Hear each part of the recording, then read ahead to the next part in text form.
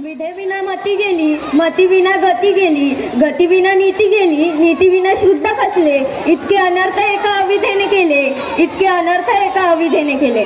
आदरणीय महोदय, श्रेष्ठ निर्णायक मंडळ व प्रबुद्ध श्रोतांना माझा नमस्कार। मी अंतरा वसाटे वर्ग 8वीची विद्यार्थिनी आज तुमच्या समोर विषय प्रस्तुत करत आहे, समाज माध्यमाच्या विकासात अडकलेली तरुणे। जिथे तरुण भरकटले जात आहे, जिथे संवेदना संवेदनतेमध्ये बदलत आहे, दुःख होते महोदय जेव्हा संस्काराच्या तिढ्या निघताना तुम्ही आम्ही बघत आहे। जागतिकीकरणाच्या या युगात जिथे सोशल मीडियाला भारताचा चौथा स्तंभ समजून सामान्य जनतेला जागृत करण्याचं पुनीत कार्य सोशल मीडिया करत आहे, तिथेच व्यसन सोशल मीडियाचे पलटले चित्र समाजाचे या विषयावर वक्तव्य करण्याआधी विषयाला स्पष्ट करणे अतिशय गरजेचे आहे।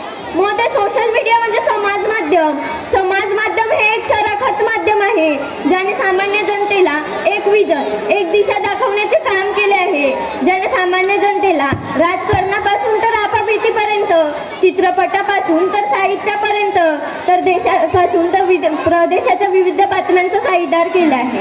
खरं तर आज प्रत्येक घराची परिस्थिती बघणे इतकी झाली आहे। आज आई वडील व 2 मुले घरी असतात, अभ्यासाच्या नावाखाली मुले आज सोशल मीडियाचा वापर करतात। आज प्रत्येक घराची परिस्थिती काही अशी झाली आहे, आम्ही म्हणतो आम्ही 2 आणि आमचे 2, आमचा झाला एक चौकोन। सोशल मीडियानी चौकोनातले गेले 2, मग उरलेल्यांना आधार कोण? आज कोणतीही गोष्ट जाणून घेण्याच्या अगदी ऑनलाईन होणे अतिशय गरजेचे आहे।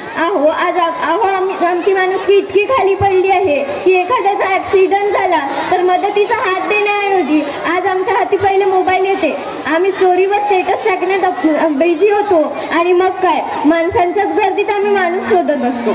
जाता जाता एवढेच म्हणते, बंदूक रक्षकांची बनवेल भ्रष्ट आम्हा, झोपेल भयमुक्त अशी एकही रात नाही, माझाच देश आता माझ्यात राहत नाही, गर्दीत माणसांच्या माणूस जात नाही, गर्दीत माणसांच्या माणूस जात नाही। थँक्यू।